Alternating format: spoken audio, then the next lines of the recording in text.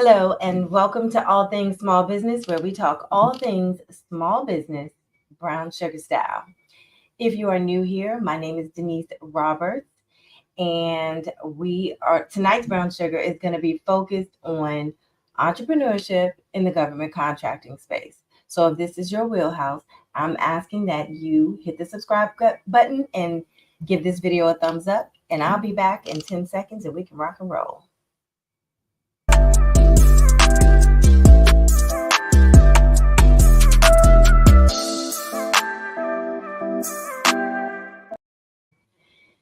Good evening. Tonight is a virtual date. Tonight is Brown Sugar with Nick Charles, who happens to be senator for the district for the 25th legislative district in the state of Maryland, representing Prince George's County. But tonight, his role is not the senator. His role is the CEO because he owns a consulting company, and we are going to talk all things government contracts for small businesses. So I'm going to bring up my date for tonight. Hello. Hey, what's going on, Denise? Nothing much. I see you started your meal without me. Not at all. Look, I just set my plate. After Kenny from Kenny's Kale, looked out and gave us this amazing meal for the day. I had to set the presentation for the table. We got to support local business, man. So shout out to Kenny's Kale, Largo. Well, I think Kenny's class of 99. But solid brother, man, doing well. I think he's got 3 locations now. So check him out, man. Check him out. I did taste a little bit of it before. I know you did. I didn't dive all the way in, though. Okay, well, I'm glad that you waited for me, though, because I do have it too. I'm not going to show you what my food looks like because I didn't take it out of the thing like you did. But I do have my wine, and I do have my meal. So what did you order from Kenny's Kale? So I got the what I ended up getting was the chicken. I got the chicken, the lamb, and the garlic kale. So you got kale, yeah? Oh yeah, kale, yeah, okay. I got kale, yeah, too, but I just got stuck with the shrimp and the crab meat. So I'm looking forward to digging into this because I've had it before. And pull it out the Riesling. I think you made the proper recommendation, though. Yeah, isn't it good? Yeah, you made the proper. It's a good price too. The chicken for the kale and also for the lamb. Yeah, I think this is a good hit here. Okay, good. All right. So we're gonna take this down. Okay, so we're gonna get started here. So, when did you fall in love with entrepreneurship? Oh man, if you would have asked my mom that, she would tell you since I was a kid. I know one of the first things I did, Blizzard of '96. A bunch of my friends, we lived in an apartment complex, and all these folks needed to get shoveled out, and I ended up going upstairs and grabbing all of my friends and was charging $20 and paying everybody $10 for every car that they shoveled, man. And I bought my first pair of Timberlands like that, man. But then I realized, like, oh wow, there's a lot when you can self-sufficient and being able to create opportunities for others and for yourself as well. And so, but I went out and got all of the folks like, hey, I got people that's going to be out here to help you shovel out your snow. But at that time, as a young kid back in 1996, that's when I actually I fell in love. And but it wasn't necessarily a business. It was just like something where I was like, oh wow, you really can do this. But my life took a lot of different twists and turns, and so I ended up I started working when I was about 15, and I kind of took some different swim lanes. I started at Wendy's, and then I got the opportunity. My mom had filled out all these applications for me, and I started working at a job at the Pentagon. And so at 15 years old, I was working in the Pentagon. Wow. Yeah, and so it started off as a summer hire, and then and transitioned into a student temporary employment program, and then from there, okay, I ended up joining the Air Force and left the Pentagon 2 weeks before 9/11. Oh, wow. Yeah, left the Pentagon 2 weeks before, and when I did that, you know, I got into the active duty space, and I saw all of these contractors, and I didn't quite understand what everybody did, but you know, there were the big Raytheons, the Lockheed Martins, a lot of the big boys. But I just thought that was just that space. I didn't know there was space for us. So when I left active duty and I came back home, and was getting back into the workforce, I didn't know what to look for. So once again, mom looked out. She took me over to NAVC, Naval Sea Systems Command, and she tried to get some of the folks in government HR to hire me. And they were like, Nick, it's going to take too long.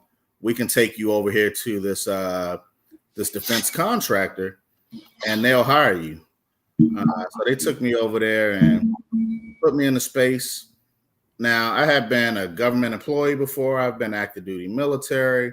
I had just transitioned into the Air National Guard, but I had no real clue about this government contracting space.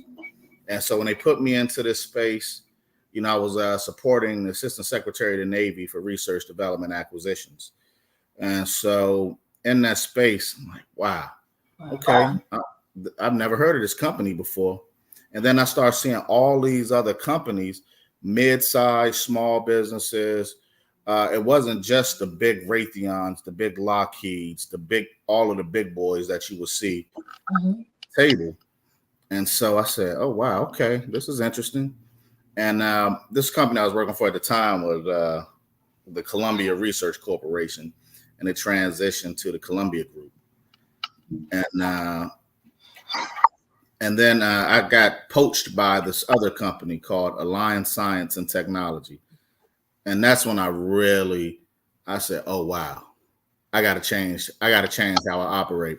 So I started growing in the space when I was working for Alliance Science. They put me in a position where I was a deputy task lead, and I was managing at a young age too, managing a team. And then they made me a task lead on this major weapon system project.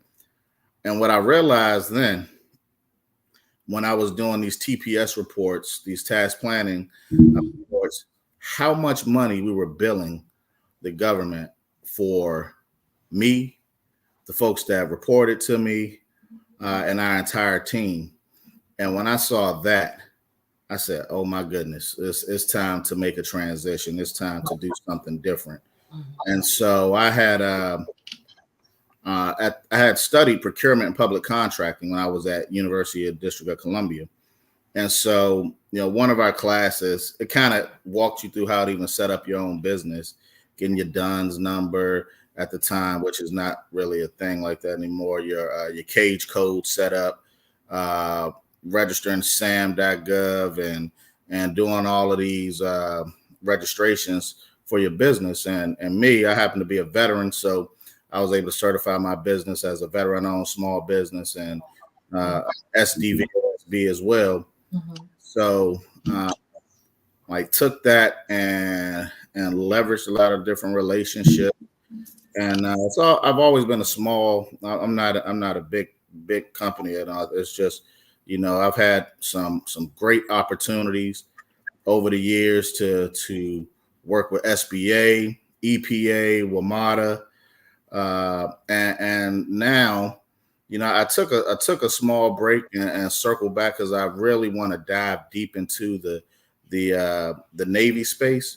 And so I had reached out to a buddy of mine who's the senior vice president for a larger defense contracting firm. And I went to him because I was looking at doing a deal with the Army with him. to see if we can go after some things where I can sub and provide some bodies for him. And then he asked me, he said, "Hey man, would you ever think about coming back over here and working with us?" And I said, "Well, can I transition my whatever you have me doing as a sub? We can do a subcontract and teaming agreement." And at the time, he told me we couldn't do it. He said, if you can come over for a little bit, we can renegotiate later on and then bring that in. But, you know, one of the things I learned in that process is you can go out and you can go after other opportunities and win out other opportunities. But that big fish that you're looking at, the big fish that you're looking for, sometimes you have to sacrifice and do some things different to set yourself up for a larger opportunity. And okay. So, Charles, I going on and on and on. Yes, you are. You got a politician. Yeah. And I can keep going on and on, man. You got to cut me off, Denise. Let's talk. Cheers, okay? Hey, you got to cut me off and let me know when I ask another question. Yeah, I'm gonna have to. I can see that now. Okay, so what is Charles Management Consulting, and what do you do? So we're a government contracting firm that provide special services to different agencies. So from administrative management to test and evaluation management to engineering services to we provide not only that, we provide earned value EVMS, earned value management services. We the full gamut program management services for any program. So I had the opportunity to work with EPA to kind of help them do some help EPA get their A+ scorecard through their Oslo office. I've had the opportunity. So let's what's the A+ scorecard? All right, so let's start there. So and wait a minute before we move on. So your work primarily is in the federal government contracting. In the federal government space, correct. Okay, that's good. That's good because I need to learn about that. So yeah. Okay, so what's the A+ scorecard? So well, this how this opportunity. Let's start how we got there. Okay. The opportunity, and so had a good friend of mine. She was going after the deal. My company had been interested in going after the deal as well, but we ended up finding out it would be a better mix if she was the prime and I sub to her. And so she hit me up and we teamed up on this opportunity together.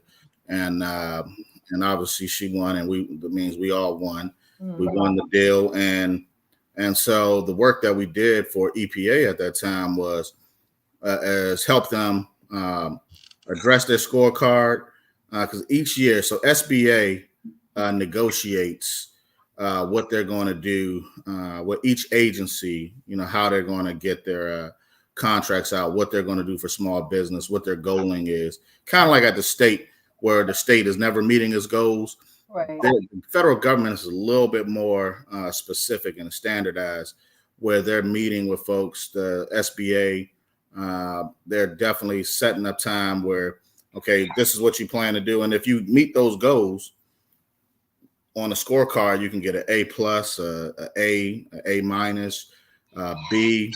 So what was your role in that? Because I was thinking something totally different.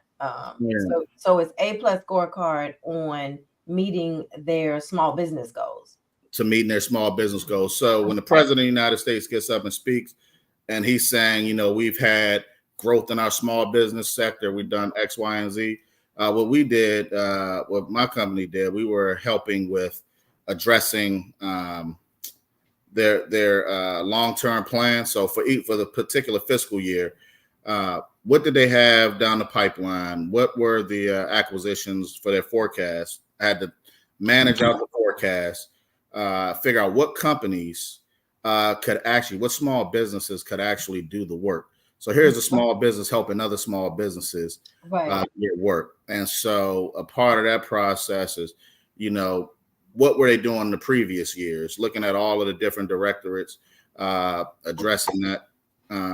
it was a lot of intense data driven taskers each time, but it was a great opportunity because we got SBA to get their EPA to get their A+. They got an A+ on the scorecard. They met the goals. And so what we did is when you look at the acquisition forecast and you see that there were you see that they have, let's say, 70 or 150 contracts that are planned for that fiscal year. How are we starting to communicate and get information flow out to the other contractors? And so start looking, one of the things we had to do was start looking at some of these businesses. If they had past performance in other places, they may have been in FBI or past performance with Department of Commerce, but that same level of work actually was able to benefit EPA, and they were able to gain to showcase that they work with a SDVOSB or a woman-owned small business or a SDB, small disadvantaged business, an 8A certified firm. We helped them figure out where all of these gaps and loopholes were and presented that to the director so they could push that through the agency. Okay. Okay. What is the process for entering into the federal government contracting? I'm very familiar with Prince George's County and the state of Maryland. Tell me about the federal government because it seems a little more complicated.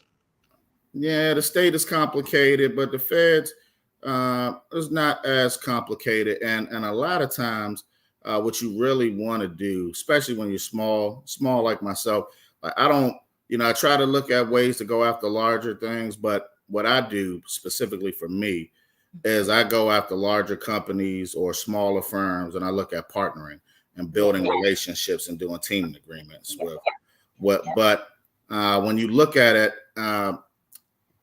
how when I first got started, it was how do you leverage all of this information? You've been working in a space all of these years. How do you take the information that you have in your head, what you've given to the government, and put pen to paper when you don't even have past performance, when you never got a contract with the federal government?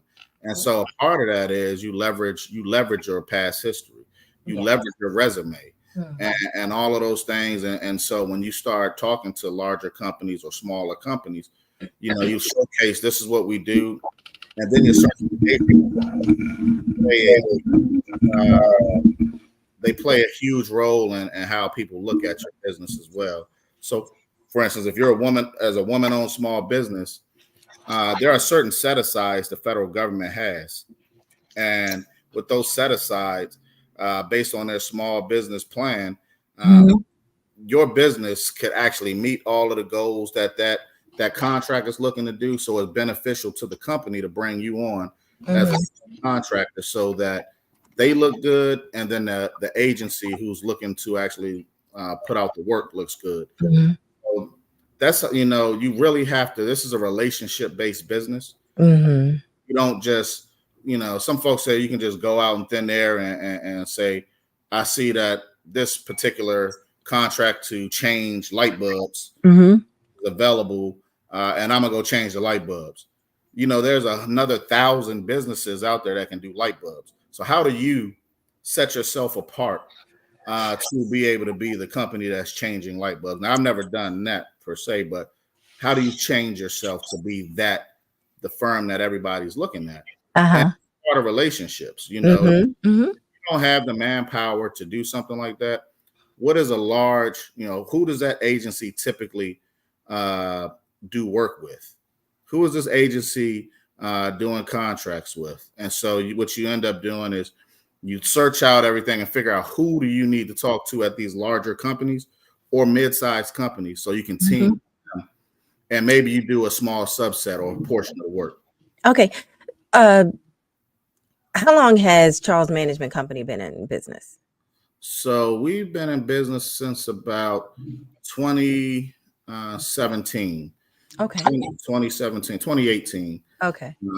And so that's so my very first piece of work that I ever got under the company's banner was with Question 7. I had a contract with bringing MGM Casino here, and so it was not within the normal scope of work that I do now. But what we did was a communication strategy countywide across Prince George's County, and it was a small contract. It was a $50,000 contract, but we did all of the communications to make sure folks knew that MGM was going to be here. So it's kind of interesting going back then. But when we really started getting into the government space, back in 2018. Okay. And when you were forming your business, what were your first steps? Because I know that you leverage your resume, and to build, to say, where you say you really do have past performance because you've done this work. You've just done it under a different. I'm going to eat too. Okay, good. Yes, please do. Different dynamic, but. What were let's get to the mechanics. What steps did you take to get registered, to get your business out there? You obviously already had pre-existing relationships with people. And I think in any business, it's relationships, right? Oh no, it's definitely. I think that's number one. You gotta have the relationships in place. But you know what I did? How do you take like all of the things that you do? So what I did is I looked at the company that I was working for and the different companies that were out in the space that were doing the work, and how do I set myself up to provide the same services that they're providing? And that's the first thing. And once all of the other pieces, registering with SBA, registering, certifying your firms, getting your DUNS number, getting your cage code, getting you filling out all of these, setting up a bank account for your company, how you accept payment, setting up all of those things. It's actually pretty good. Really good, Kenny. This is good. But that's the big piece, just setting that infrastructure up. Okay. And so like when I'm constantly on the move doing now, what I'm constantly doing now is constantly brokering deals, trying to figure out what's the next step. Really? You just did that. No, I just felt like the deal went in my nose. Oh my God. Is this how it would be on a date in person? Hey. Yeah, if I was on a date, I should have turned around. Okay, let me just ask you this question. All right, yeah, thank you. Because I'm gonna have to edit that part out, I think, when I repost this video. Okay. What do you love about being an entrepreneur? You can take your time and chew that lamb before you answer the question.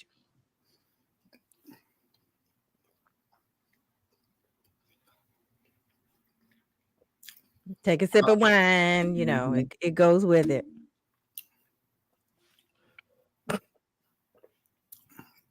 Some good wine.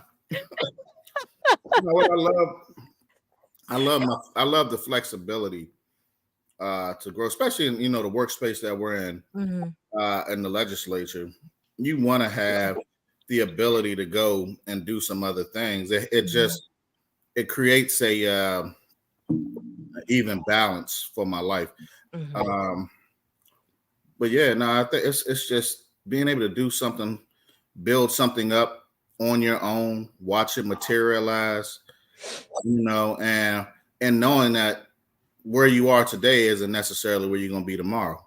Anything in this business, a great deal can come down tomorrow and you're like, holy crap, I didn't even know this was out there. And then, a lot of my different friends that are in the space as well, that, hey, Nick, we got this that we're going after.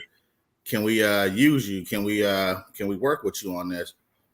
And we put in some things we haven't won, and we have some things that we have won together. But it's that feeling. It's like it's a rush that you get, and I appreciate that. Okay. So, would you say that the business is the main chick or the side chick when it comes to your life? That's a hard question. Why? Well, because I wear many hats, and they're all very equally important. As you know, like and the legislature, as beautiful as it is, we do a lot of amazing work in the legislature, but we only make $50,000 a year in the legislature, right? And so having additional sources of income and revenue streams coming in is so important and critical, because you still got to take care of your family, and so for me, both, the legislature is demanding and it's amazing work, but I still have to go out and the thrill of the chase in the business world is still there. And so that's even why now, like I mentioned earlier, with my firm, I had to take a step back and go into working with another firm, so that when it's time for this contract for them to hit their option year, we can go back to renegotiate and for me to come back in as a sub, so they don't have to do any maneuvering right now. Okay, so let's talk about that. How does that work, right? So when you bid on a contract and you win the contract and you start work on the contract, how does the terms of the contract translate into, when you, I guess when it ends, and what you have to do when it ends, if you still want it, or are they even gonna rid it? So typically in the naval space, in the Navy space, a lot of the work, it's you get a base year with 3 to 4 option years, and so you get your base year contract, and if the government likes you, that's I think that will serve as a huge benefit to the state to kind of follow that model a little bit more stringently. But you get a year to see, like, is this truly beneficial? Is this something that we can move forward on? And when it's time to exercise the option, the government, they come back and say, okay, this is something that we want to do. We're going to do it. Or they may put it back out on the street. They may put the opportunity back on the street because they're not going to go with the firm that has the contract. And so, luckily for this is a pretty large, like 18th largest defense contracting firm globally. What's the biggest contract you've ever worked on? The biggest, for Charles Management, my biggest contract was my WMATA contract, and we were doing bus procurement and helping to build buses with Metro. So that was pretty fun. We did a lot of the acquisition services. We're kind of the in-house, so I came in as a consultant, house services for them. So that was fun. I had never, I have been so much of building out weapon systems for the military that when I got to actually see some of these same buses and they turn around fairly fast and they're on the street, I thought that was fairly. I really liked it, and it was took care of me financially, So, but okay. But I've worked on some others, like from working with other firms, multi. What's the benefit of subcontracting versus keeping, going after your own, being the prime opportunities? Well, the benefits they vary. You know, it all depends. So if you're a smaller firm, can you turn around and hire 300 people right now? And most people say, yeah, I can do that. Have you ever managed 300 people? Do you have the infrastructure to take care of paying payroll for 300 people immediately every single month? Now, this ain't, you know, every 2 weeks, not even every single month, every 2 weeks, you got to pay these people. And so it sounds good, it looks good, but if you don't have all of the functionality to make that happen, I always tell folks, and I've had this conversation with a lot of my mentors, like taking your time. Mentees or mentors? Mentors, my mentors. You got to take your time. You see so many a lot of small businesses. Everybody, I'm gonna go get my 8A, which obviously is under attack right now. But I'm gonna go get my 8A. But they don't have a front office, a back office. They're not in a position to really go after and prime contracts. And so the best thing is always to sub as much as you humanly possibly can.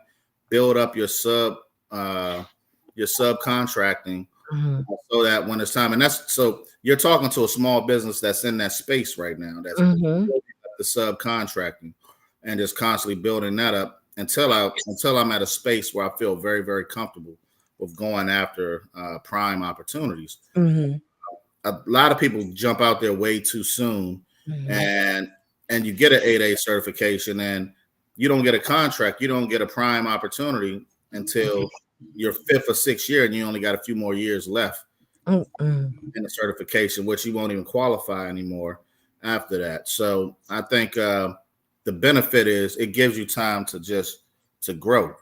You know, have somebody else. It's like being a co-pilot. You got somebody else flying the plane, and you're over here. You're the navigator. You're reading the maps. You're making sure everybody's good to go. You're doing your piece. But as you're doing your piece, you can see the rest of you can see how the plane is operating. You see how the pilot is maneuvering.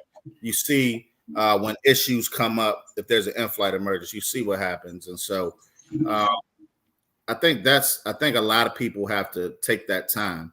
A lot of people are patient. Okay.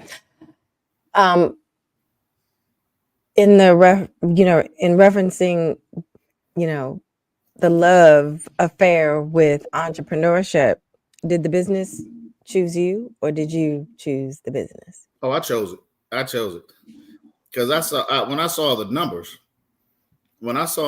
I said, oh no, something's wrong here. When I saw the numbers, we bidding out $250,000 a person, but salaries at the time were only like 80 to 100,000. I'm like, how is this even possible? How do you do that? And so, when you get a peek behind the curtain, it changes your perspective. Greatly. Yeah. And so I wonder if that's interesting that you say that, because, the federal government has way more money to spend than the state, or especially the county. I wonder if it's the same thing, though, the same principle, when doing more local contracts. Are you paying your people more than actual employees of the government? Well, part of that, it varies too, because you can have obviously the SES making SES. What's that? SES. Oh, I know what you're talking about. Senior executive, or GS15, which is below SES, making a significant amount of money. They're making about $200,000, $210,000, as an SES or higher, but then you got a contractor that's only making like 60, 70 grand or 80 grand. So it just varies. Like if you got a GS10, I don't know how much they're making now. But GS13s, I think they're making about $110,000 a year as a 13. Well, I got to go back and look at the numbers, but like those are commensurate with some of the salaries that Right. are paid Right. Okay. to government contractors. Mm-hmm. But if you have the contract yourself, it's different because now you got your built-in rates. You got how much is it for the actual the work and the overhead that's built into the cost associated with it. So, for instance, if you got office space, like how is that calculated into your rates? If you have like your insurance, how is that calculated into your rates? If you have like IT services and all of those things, how is that calculated into your rates?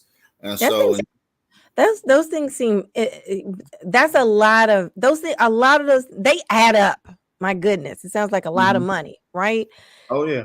But oftentimes in government contracting, it's based on price, and it seems like that would be pretty competitive. I mean, if everybody does that, how do you win? That's why you got to be in with the right people, and it's a timing thing too. The right people at the right time.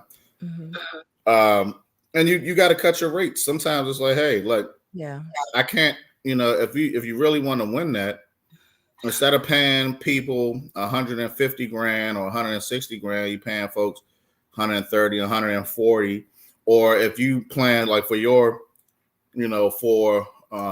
fee and what you plan to make off of, you maybe cut it down from 4% to 2%. It is you just have to figure out what works best for you. And there's cost price analysis being done. People are looking at how much each one of these contracts, how much did they award the year before. And you can ask those questions. You can ask the government those questions, like how much did you guys spend last year, and get those answers. But you have to, you got to make yourself competitive, but you got to have a superior product also. Okay. And a lot of times, some companies they like to deal with the big folks, the big guys. And so how do you set yourself apart to be able to partner up with the bigger companies? And that's where small folks like myself, where you're scraping and you're figuring things out. How do you set yourself apart? Okay. And a lot of it goes to, hey, you guys, how many service disabled veteran-owned small businesses do you have that you're contracting with? Okay, so we're going to help hit their goals and their target for how many SDVOSB contracts get awarded through subcontracting golden plans. And what about women-owned small businesses? How many women-owned small businesses do you have if a woman wants to participate? Right. I'm a woman-owned and I'm a service disabled veteran-owned. Okay, but for me, SDB, small disadvantaged business, veteran-owned small business, service disabled veteran-owned small business. When I leverage those things, especially when you're talking about military and government contracting in that space, being a service disabled veteran-owned small business kind of helps because now you got an actual former service member that's able to provide services to the war fighters that's currently out there.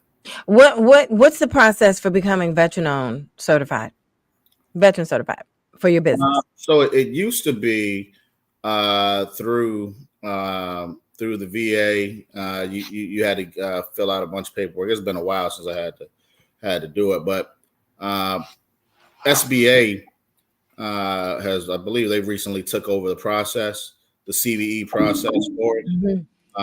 But you got to get all of your you got your DD 214, which is the documentation you get after you serve serve the country. They give you, once you separate, you get a DD 214. And so you take that, and then there's a whole process. You submit all your information, and then they verify it, and you get certified.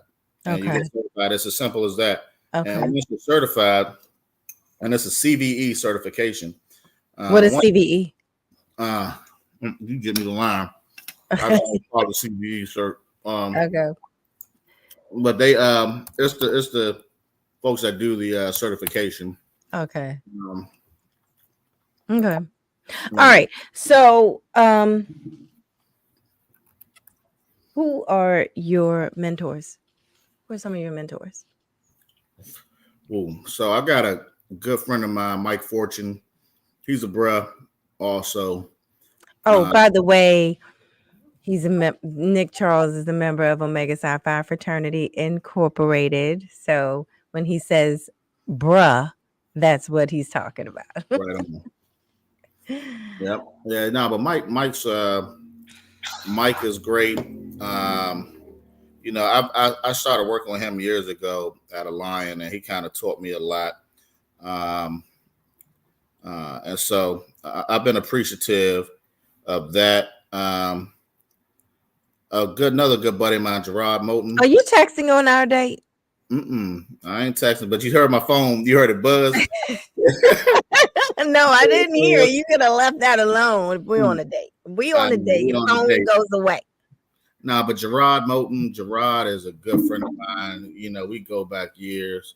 And so I learned a lot from him. We're always, melting the minds, figuring out, what's out there in the federal space that we can go after together. So, I got a lot of different folks that, just through the years of working in the NAVC space, different government, like senior level government folks, SES and Navy captains and folks that I've just had the ability to work and learn from over the years. Okay. You're not eating your food? I am. I'm not going to look like you're looking on the camera, so I'm going to wait until after this is over. You looking at me, you say, "Oh, he look crazy as hell eating his food." You never see yourself eating until you're on camera, right? Yes. I'm looking. I'm chewing all like a cow. Hey, so here's a question. What was the worst decision you've ever made when it comes to your business, and what did you learn from it?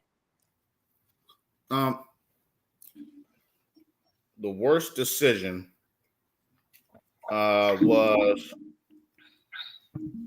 stepping out a little too early to try to do things. I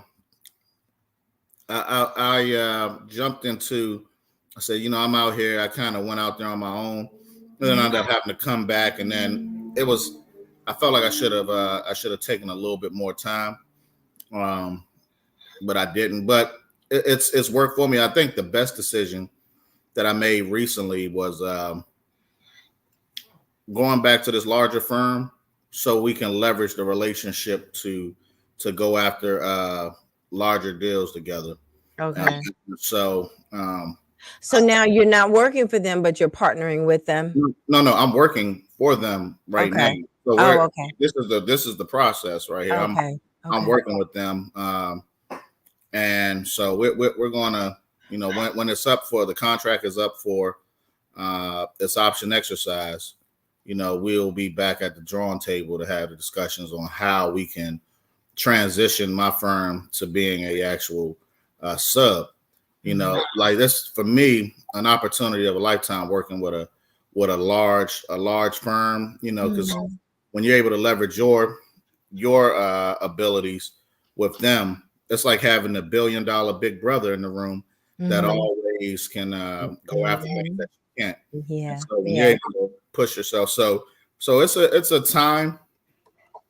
It's time, and Deuce, you gotta take your time, and you can't rush it. And just because you want it faster doesn't mean the other person wants it as fast. So, and you got to see what's beneficial to them as well. Okay. So, and I truly appreciate them for even considering the opportunity. It's something that not a lot of people can get behind the veil curtain with these larger firms, and so I truly appreciate it. How do you pay it forward? You pay it forward by you look out for other people.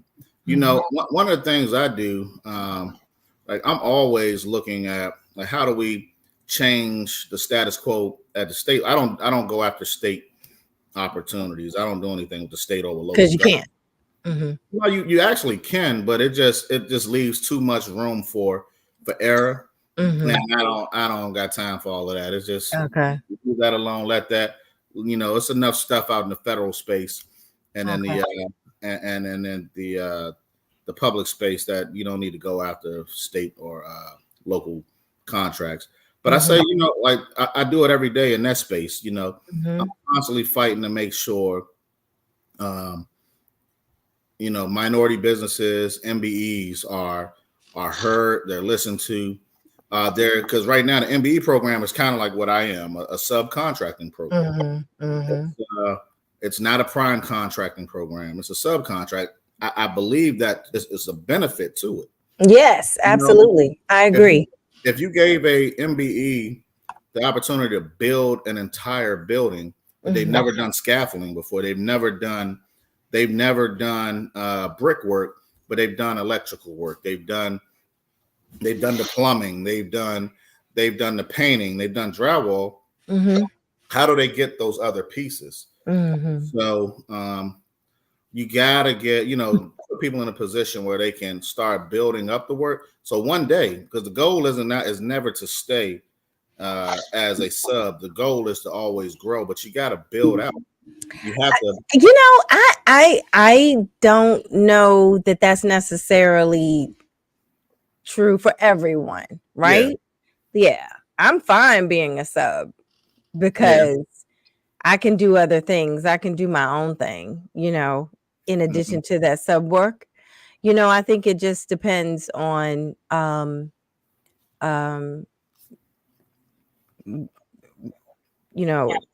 what your plan is, because I have a photography company that's a government contracting company, but being with the state and stuff, I used to go after contracts for the state, but now I don't. But how did that work out for you? How did what work out for me? Going after state work at the time. Well, so what I like to do, because this is what I teach people how to find the business opportunities. And so for me, because I work for the county government and I worked in the supply diversity office, much like you, I got the behind the scenes view of how everything works from the inside. And so when I decided to take my hobby, my photography company, and turn it into a bona fide business, I got my certification with the state, and immediately I received a phone call from construction companies asking for quotes for progress photos. I didn't even know what progress photos were because that wasn't the kind of photography I did. But I told him I would meet his deadline, and I did all my research and learn. I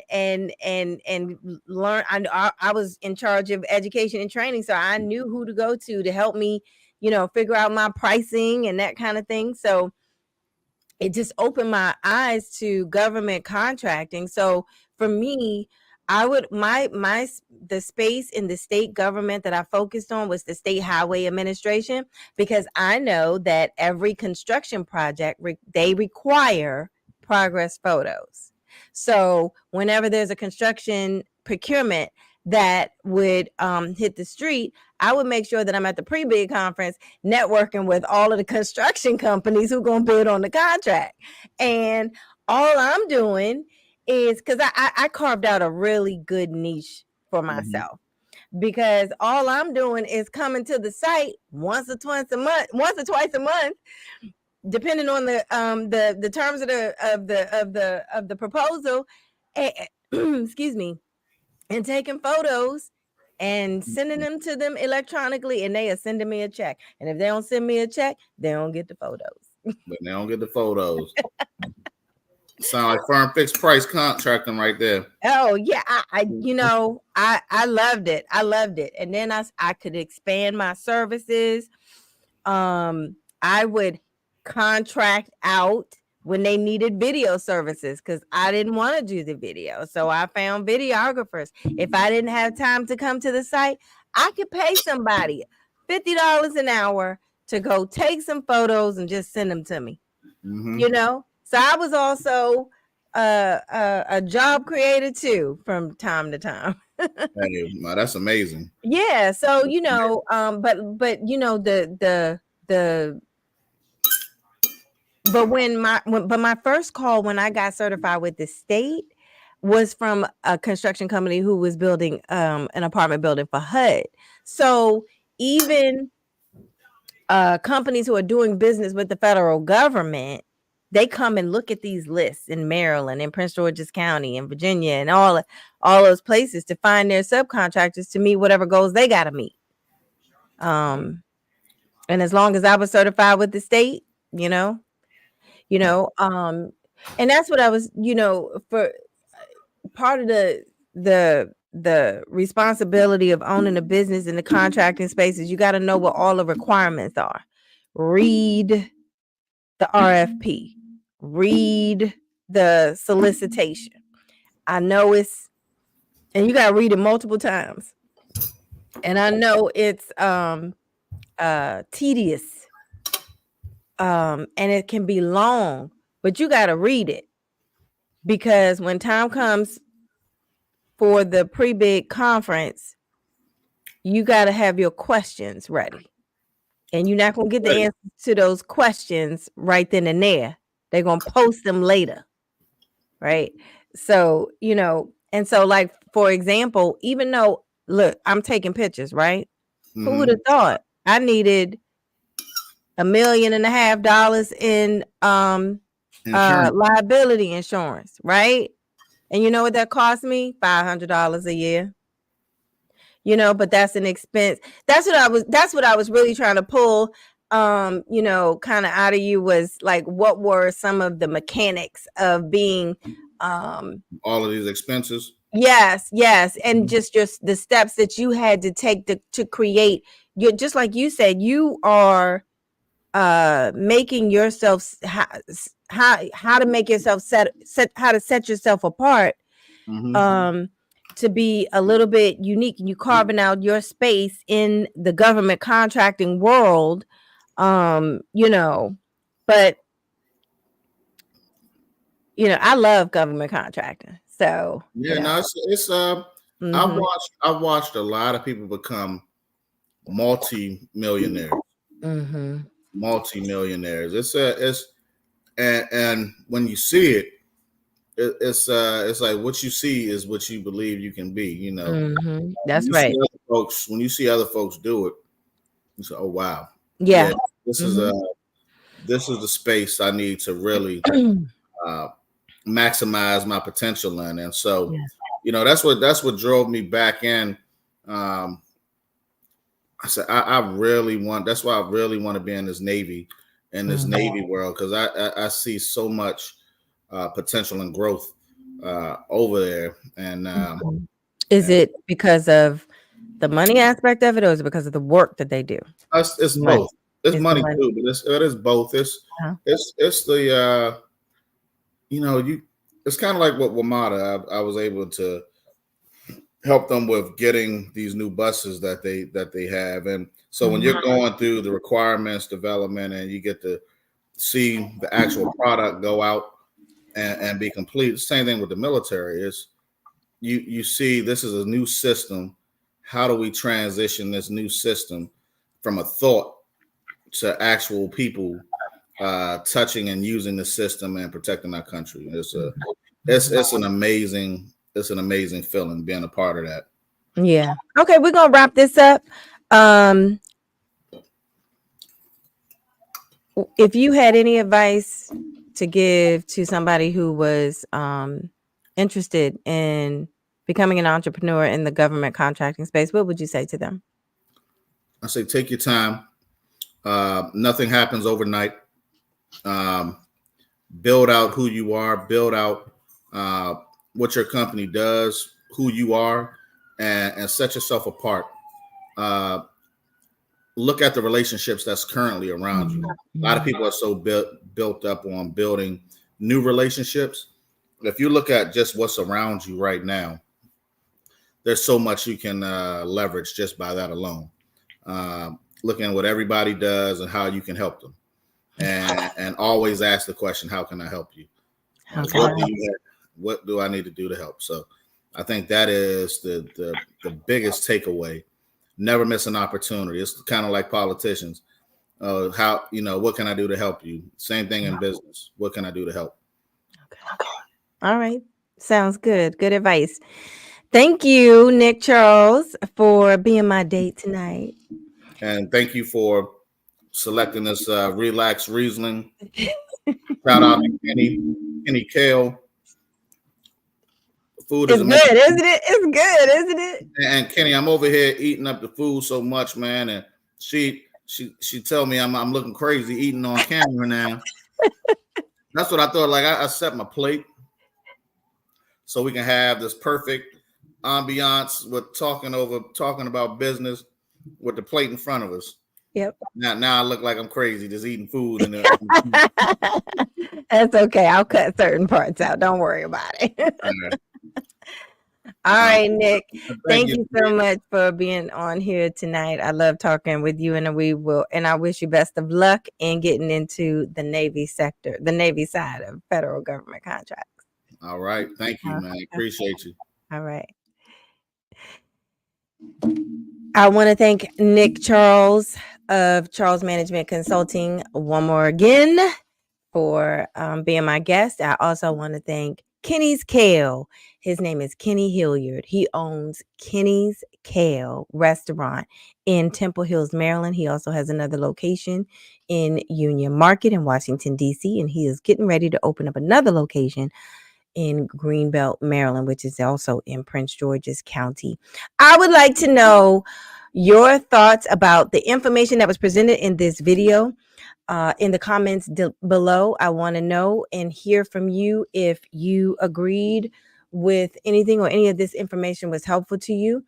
I would appreciate it if you are not already subscribed to this channel, please go ahead and hit the subscribe button. Make sure you hit the notification bell so that you know when I drop a new video, and make sure you give this video a thumbs up, and I will see you in the next video. Love you.